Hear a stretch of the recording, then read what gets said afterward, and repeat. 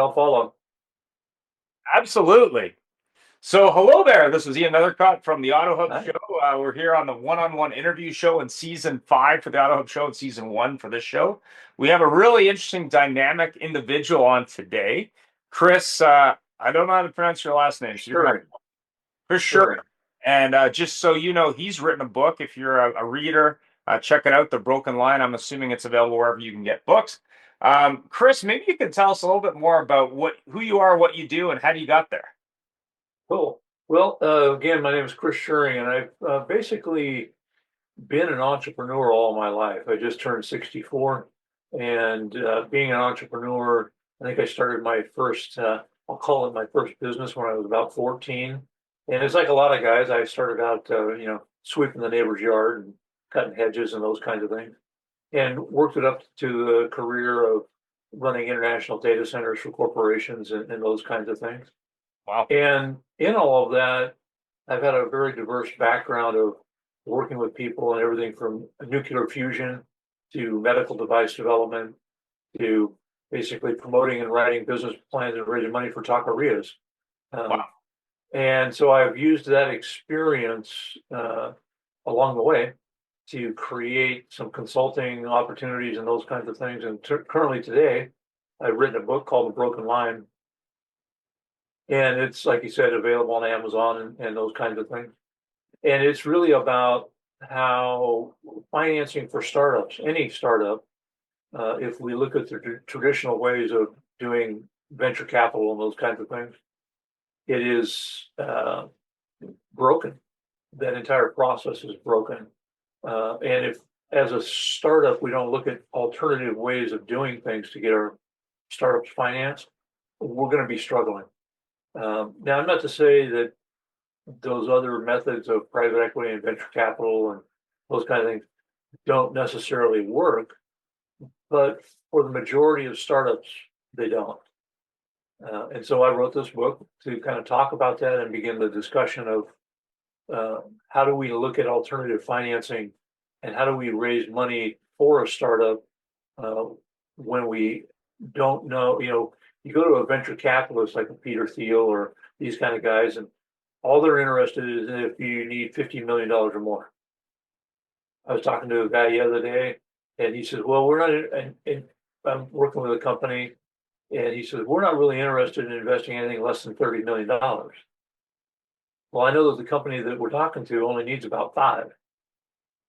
Well, that means if they go after $30 million, that means basically that venture capitalist wants to own his business.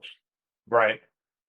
And Right. so you have to balance those kinds of things, because if that happens, then the people who actually started that business become no more than employees. And they didn't start, entrepreneurship to be an employee of somebody else.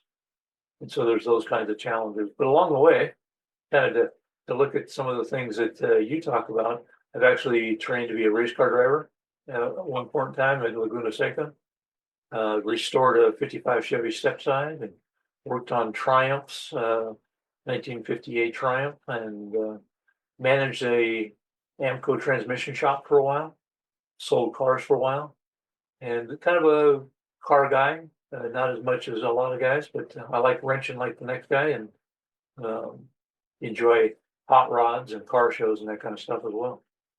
So, thanks for that. So Yeah, when you look at a venture cap, and I helped a friend of mine raise some money for his company, and I do get approached occasionally for specifically tech companies, usually in auto, but in other industries. So right. let's just say that company raised, an angel round of say $1 million or $2 million, friends and family, whatever it is, Right. and they're at the point where they need 5 million. I mean, what's your advice to them versus going to say a Peter Thiel or what's the guy, SoftBank or someone like that? Any of those kind of guys. My advice is don't go to them. Yeah, I've sat across the table from a lot of those guys. I worked in the San Francisco Bay Area for a number of years, and uh, worked in a lot of startups in the dot-com space, and sat across the table from a lot of those guys when they were making their bones, as well as after. And I can tell you that a lot of those guys, they only fund things that their friends bring to them. So they get about 300 business plans a month, or more or less. And the challenge is that they don't fund any of them. They all go in the trash can. And what happens is that they only fund things that their investment partners bring to them. And they only invest in the things that they talk about at the country club over cigars and a glass of whiskey. They're not getting involved in a little startup that only needs a couple $1 million. Um, now, and when they do get involved, they're going to want to control your business. So what I look at is if somebody's already raised, let's say, $1 million through an angel round, congratulations for that. Um, there's a lot of angels that I know that haven't invested in anything in 5 or 6 years. They like to call themselves angels because then they get invited to the parties. They get to look at some cool stuff from time to time, and they get to be invited to parties because they call themselves angel investors, but they haven't invested in anything in years. Because what they did is they invested their entire amount of available cash 4 or 5 years ago, and they're waiting for it to pay off. Right.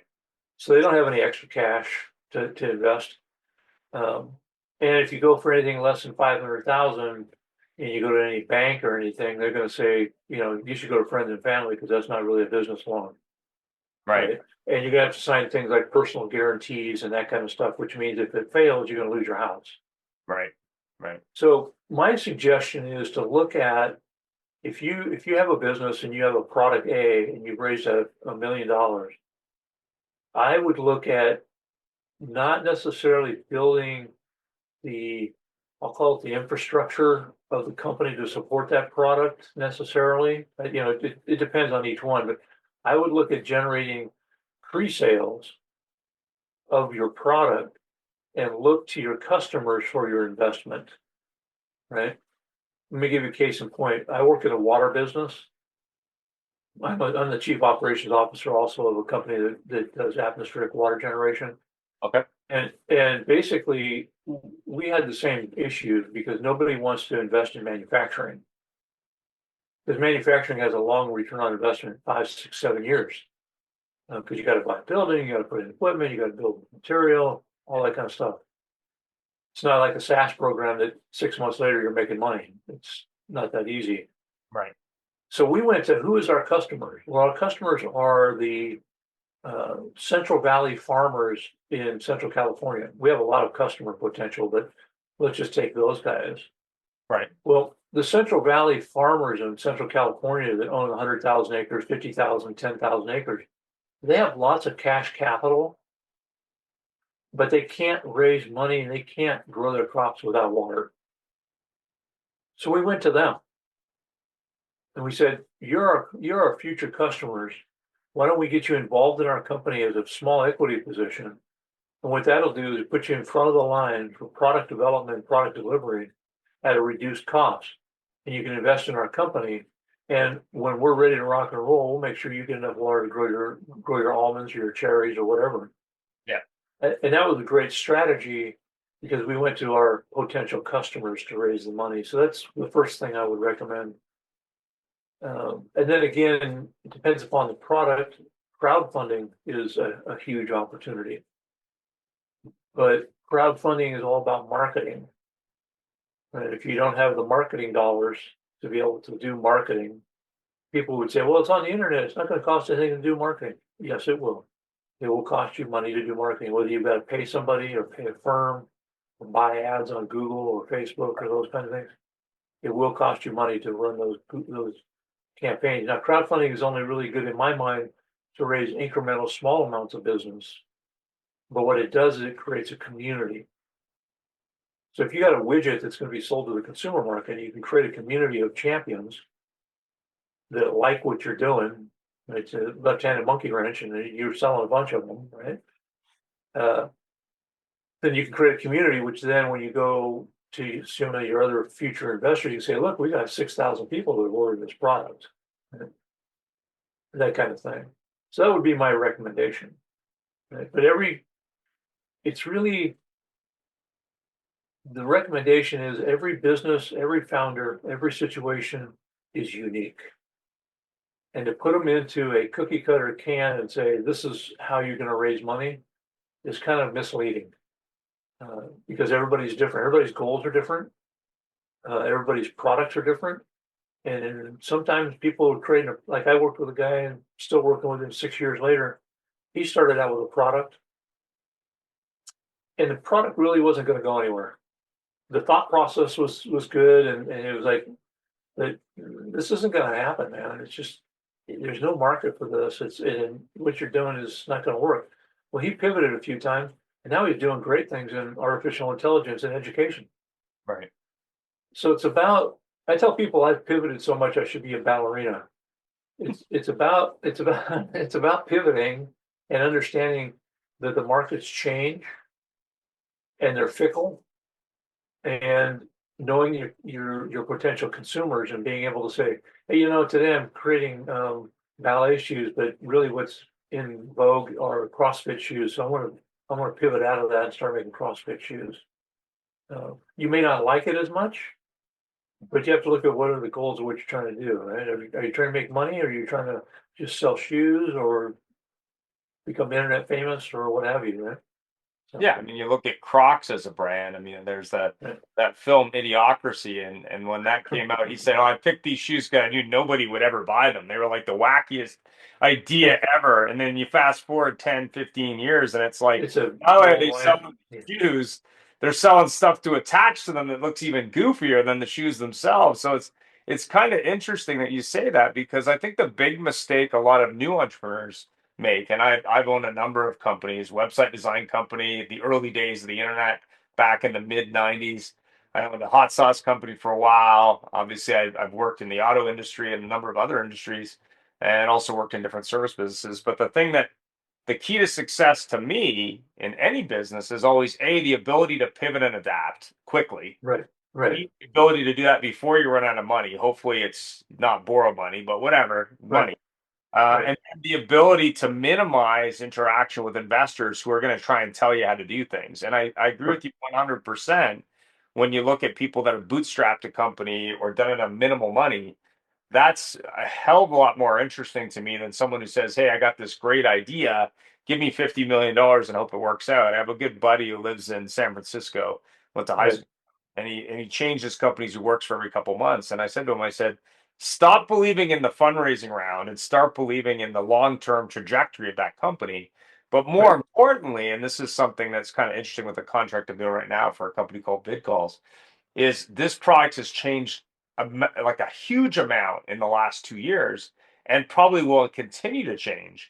But the right, thing that sold it for me had nothing to do with the technology. It had to do with simplicity. And to me, as I've gotten older, if it's not simple, I'm really not that interested, because there's so many technical products, pick your right, product category, that are right. so complicated that no one can explain them. And I'll use the example of one called Clay. I'm not sure if you're familiar with them, but they're trying to automate.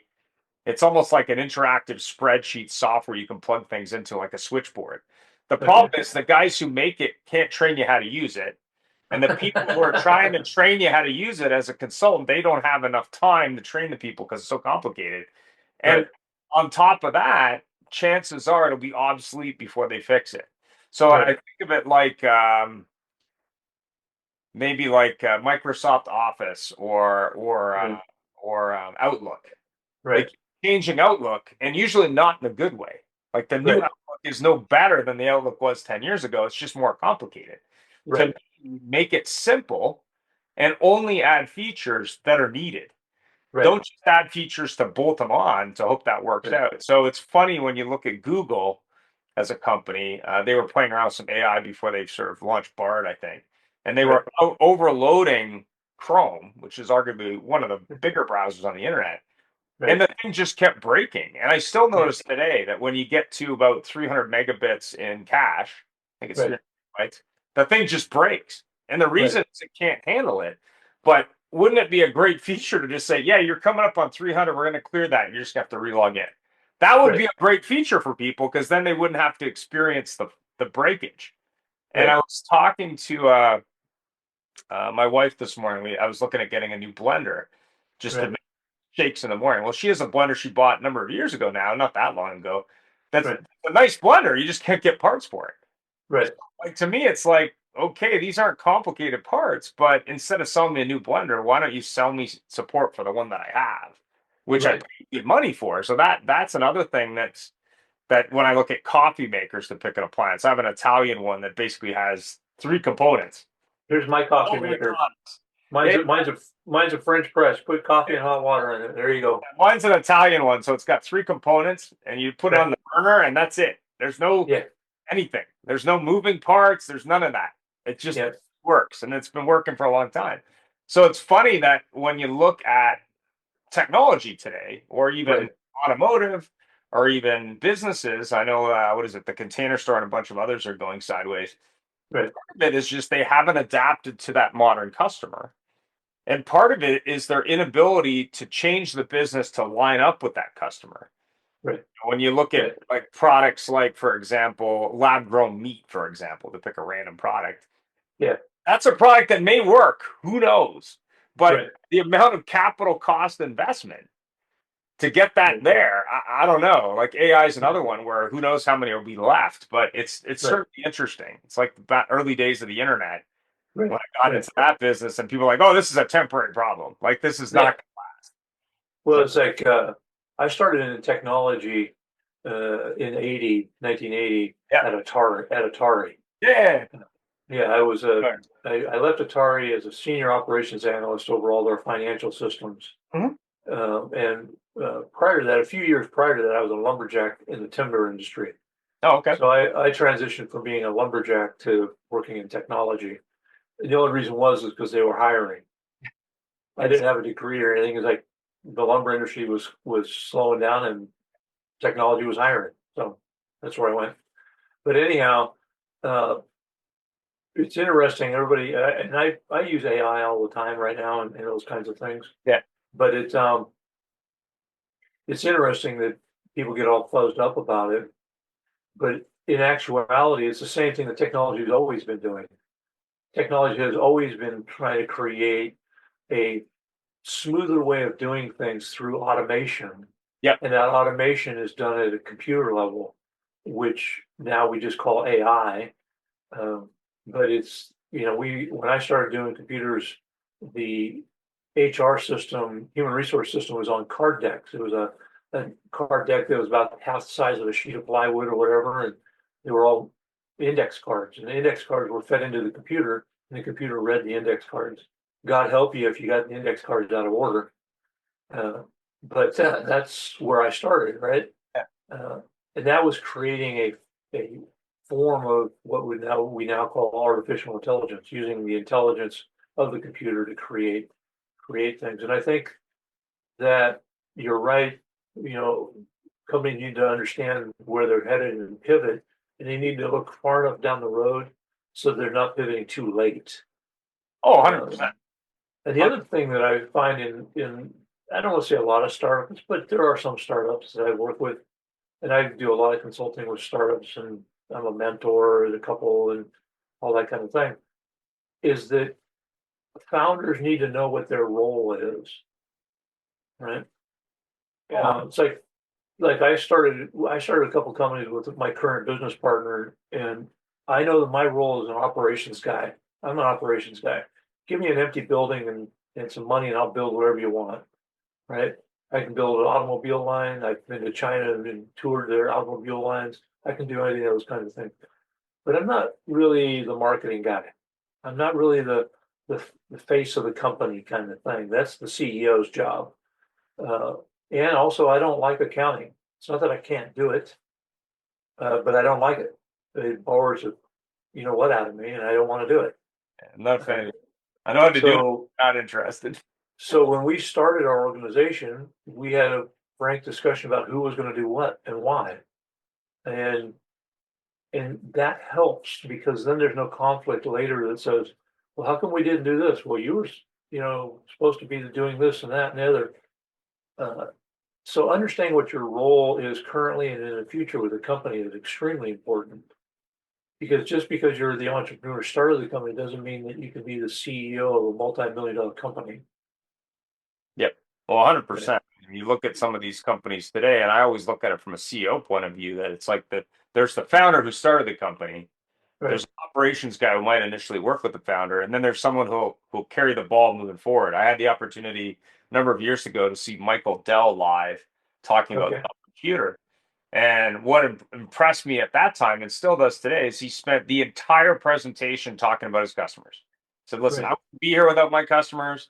You don't want to hear about me and my life. All you want to hear is how I can get more customers and retain them. That's all that it's right, about. Everything else is freaking irrelevant. Like all that other stuff can be done to your point. You can build the right, operation side, you can handle the growth, you can hire staff, you can put systems in place. I think the mistake though, with a lot of this AI technology, and I'm not trying to blame it. I've done a number of shows on it now. right.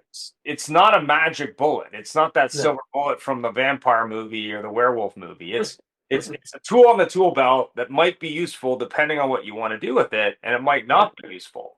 But it's not, it's something you can't ignore because if you can streamline operations and produce more and create a better experience and generate more money, great.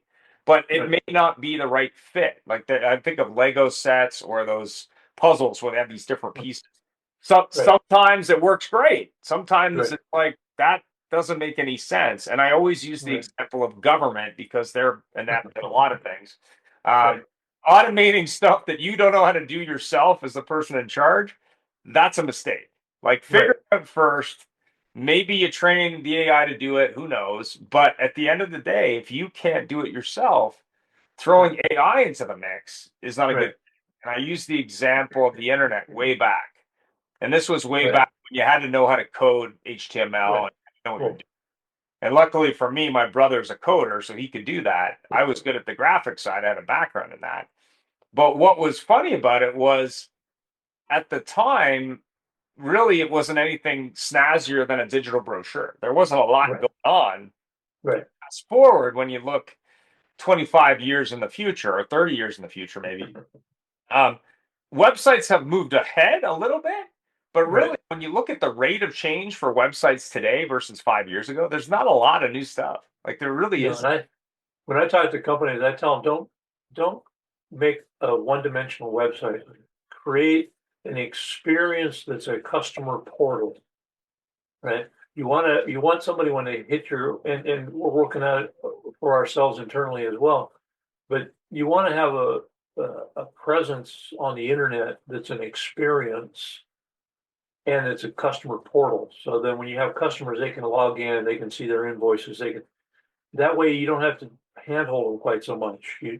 They can see like we're working on design efforts, so then they can see what their designs are, what their products are going to be, and Right, those kinds of things. And we're using AI to do those kinds of things as well as virtual reality. right, Right. So we're now right now we're working on, and we won't roll it out until middle of next year, but we're working on a platform that uses artificial intelligence and virtual reality to build manufacturing facilities in the metaverse before you actually put bolts on the ground in a physical building. right, So you can work all the bugs out and those kinds of things. So those are the ways that you can use these new technologies to do those kinds of things. We're also working, so in manufacturing, we use a lot of like ERP packages and those kinds of things and all that kind of stuff. And a lot of those from a managerial point of view, not from a on the shop floor point of view, but from a managerial point of view, are very cumbersome. They're very data intensive. yeah, They're hard to manage, but they're necessary to some extent.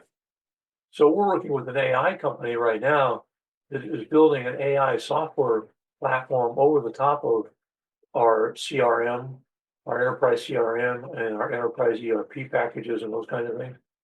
So that from a managerial point of view, we only get what we need to get, but the packages still do what they need to do at different levels within the organization. But we don't have to be embroiled in the complexities of the difficulty of those software packages. And they're using AI to do that to be able to prompt and do other things. So there's great uses for the tool, much like I was a COBOL programmer. There's great uses for COBOL back in the day. Um, this is no different in my mind. It's just it's cool. There's a lot of things to be done with it, but using it for the right purposes is really important, right? I use mostly right now to create images. I create lots of graphic images using AI just for fun and that kind of thing. The cover that you see on my book, I created that with AI. Um, you know, those kinds of things. But I think it has a place, and there's still maturity that's going to take place in that technology field. But it's a tool that's here to stay, and it, like every other tool, it's got bugs to be worked out. 100%. I mean, I use it a lot for images and overlays and tracks, and you can now even create people that do different things, which is kind of interesting. But I think it's very early days. I mean, it's moving quickly, but I Right, think part of the challenge I think that we're dealing with generationally is we'll see a lot of younger people who maybe haven't learned how to think properly, and then they're expecting AI to do it for them. Really, AI is really just a sidecar. It's an assistant, but it's not the person to replace the thinking part. right, It's there as a resource, much like the internet. I see it as sort of the evolution of what the internet was, not quite metaverse, because I think when I think metaverse, I think back to Lawnmower Man in the '90s. But and I don't know if we're getting there. I mean, yeah, I tried out one of these Apple wearable computers, and I said, "There's no way I would ever wear this all day. Like, there's just no way. right, Just too right, weak." But that's not to say that within 10 years they won't have something that does that. But at right, the I think that the takeaway as you move into 2025 is you need to be open-minded. You need to be constantly looking at what's going on. You need to implement things that make sense, but more importantly, need to be thinking long term. I think I've always right, had a good skill in that area, being that I pick up technology very quickly. My dad had a computer in 1980, but I also had the opportunity years ago to work with a gentleman who worked for IBM and designed computer chips and even interactive laser disc yeah, kiosks for car companies back in the day, which could change the color on the screen of a car, which at the time was yeah, like, ooh, yeah. that's That's interesting. But yeah, like anything, it's speed. And I think when you look at things like quantum computing and AI with huge supercomputers, there's a lot of potential, but it's going to take time to get there. And I think the right, mistake a lot of people are making is they're so afraid of it. right, There's so much change, they just don't know what to do. So when right. you're working with clients, like what are you looking for in terms of a client and how do you work with them? Well, what I'm looking for is, and I don't really do a lot of looking. They look for me. But what I'm looking for is somebody who's passionate about what they're trying to accomplish Okay. and is doing something that is worthwhile. Now, when I say worthwhile, I don't want to be judgmental, but I'm not really interested in working with somebody who's going to create the next SaaS program to do casino betting or something like that. I have no interest in that kind of stuff, right? Another I'm, razor? Another razor? yeah, nah, I'm really about world change. I'm about making an impact. I'm about using my experience and my network. I have a huge network, using my network to help people make a difference, right? So right now we're working with a group, very small, but they're in the egg processing business in West Africa, Oh, okay. right? And they reached out to me and basically come to find out that there's a huge opportunity in egg processing in West Africa, and they aren't the chicken, they don't own the chickens or the eggs. They're just the egg processor because the big problem there was health and safety issues around eggs. Now, do I know a lot about the egg business? No, I do. I'm learning more every day, but they reached out to me and they're interesting because they can make a big difference in their community and their region and those kinds of things. Right. And how I work with them is basically I ask questions and let them ask questions of me. What can we do to help? Where are your areas of concern? What because I've done so many things and I have such a large network, there isn't anything I can't find somebody to help you with. May not be me, Yeah. maybe a CPA or maybe somebody else. Maybe somebody like you, somebody wants to know more about car dealerships or something. Right. Uh, Now I know enough about car dealerships to get myself in trouble, but it's not. I don't have a passion for that, Right. so I would quickly become bored with it. Um, but like I worked with a guy recently, they're doing nuclear fusion, the new nuclear fusion technology out of the Netherlands. Oh, interesting. It's very interesting, and they're probably a few years away, but they're ramping up to do their first physical test plant. In other words, find a piece of land somewhere where they can actually build a plant. Right. Um, And it doesn't explode like nuclear power that we know of today. It's kind of a lot safer and those kinds of things. But what I get out of all of that is the education that I get from talking with them. I get Right. excited about, tell me about how that works. I can talk to you about strategy and operations and financing and those kind of things. But tell me how that actually works. And I get interest in that. And so that's how I get engaged. I get interested in what they're doing. Um, Let me give you an example. I was working with a company out of New Jersey, here in the States, and Yeah. they had a drone company. They were doing two things in the drone company. They were creating a new type of drone, which I'm not sure there's any new type of drone anymore. It's kind of a flooded market, but and being regulated every day, so it's kind of a challenge. But what they were doing is they were creating an app for this drone to do visual mapping. So they could do and say, take the drone, and instead of doing Google Earth, you could take the drone and you could fly it around the neighborhood and it would visually map, and then it would overlay structure uh, issues and those kinds of things. And they were looking at using it to do roof inspections. Hmm. Right. So let's say you got a two-story house and you're going to sell it and you have a roof inspection. Do you really want somebody that you don't know climbing on a ladder up to the roof to do a roof inspection that might fall off or fall through your roof? There's a issue with that, right? Yeah. So they were trying to create this drone and this application to go up and they could count exactly how many tiles were on your roof and which ones need to be fixed and all these other kinds of things, right? But what they didn't take into account was all of the data that they were collecting.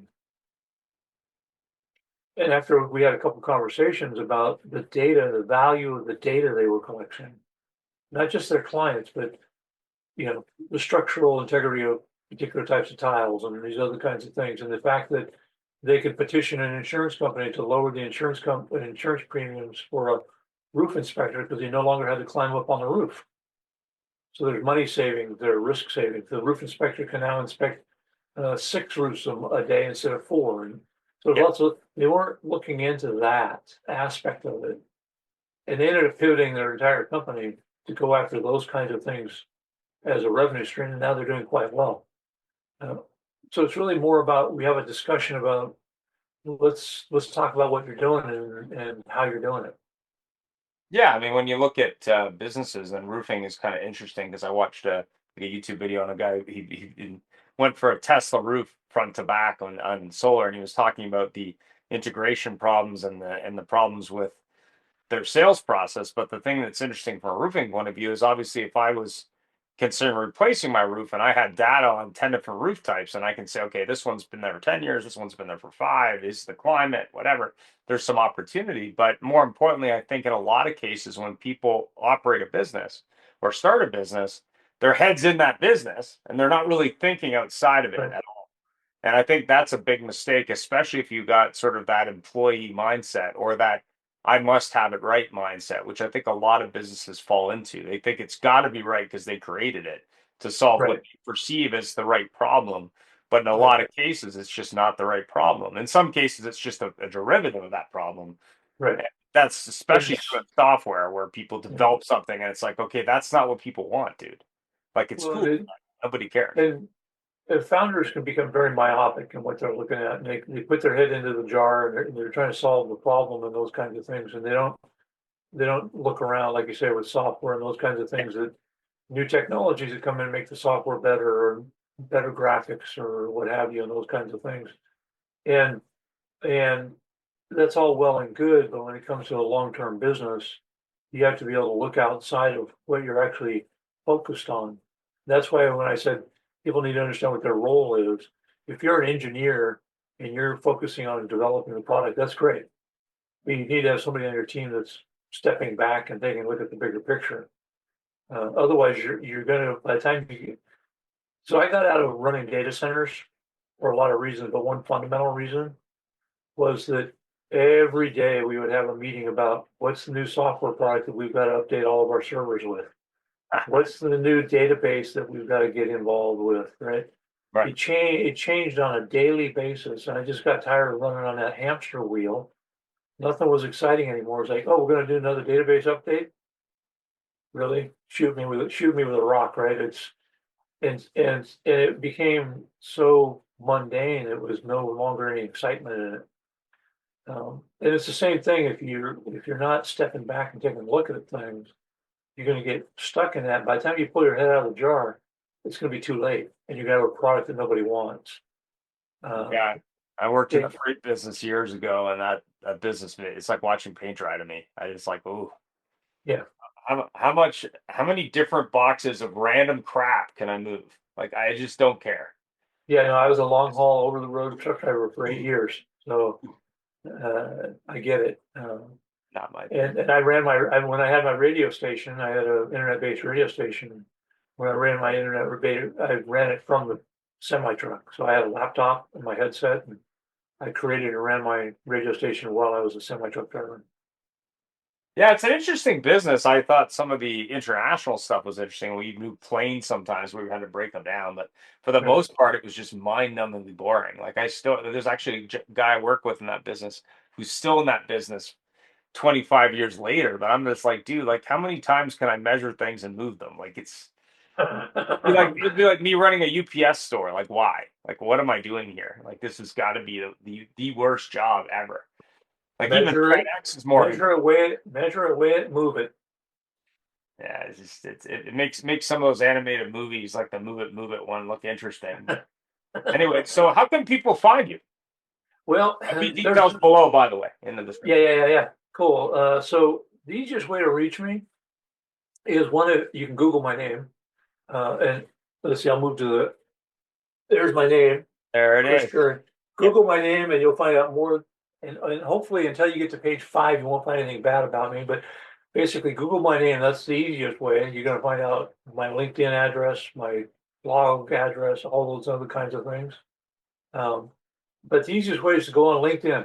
Now, I could give you all my email addresses and my phone number and all those kinds of things, and you'll forget it. And even if you put it in the web chat, people will just forget it. And I know how it is. We get inundated with that kind of information. But if you just Google my name, you'll find my books on Amazon. You'll find my blog. You'll find my YouTube channel, my TikTok channel, my X channel. My uh, consulting company is called Umbrasol. So that's Umbrisol. And so Umbrasol is the name of my consulting company. And what Umbrasol is, just as a sidebar, I like unique names. So Umbrasol is the scientific term for organic earth. So it's basically or scientific name for dirt. And my tagline and all that is where ideas grow. But Umbrasol, I've been running Umbrasol for several years now, and that's my consulting company. So if you look up Umbrasol, Umbrisol, and you'll find me as well. Fantastic. Well, thanks for taking the time today. I really No, I appreciate it. appreciate it. I There will appreciate be it as more well. details below, just in case you didn't get that name multiple times. We need one of those flashing signs. You know the one. I was actually Yeah, watching yeah, some recorded TV show, I think it was from the other day, and the guy had written his company name on a paper sign, and it was badly written. And I was like, yeah. "You're on television. It's a visual medium, dude. You might have wanted to like put it properly." It's hilarious. But yeah, I'm looking at. There's a company that wants me to do a TV show, Yeah, 1 hour per week TV show yeah.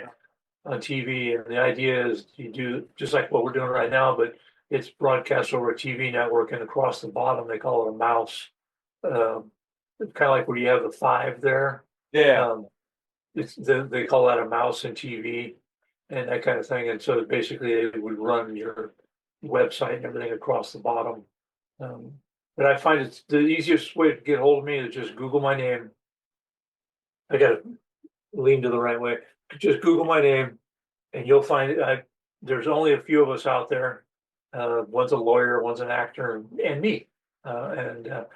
That's the easiest way to get hold of me. Fantastic. Have yourself a great 2025. If you Do the are going to same. be at NADA in New Orleans in 2025, I'll be there with the Yep. Auto Hope Show at the Velo booth. I'll be doing live interviews.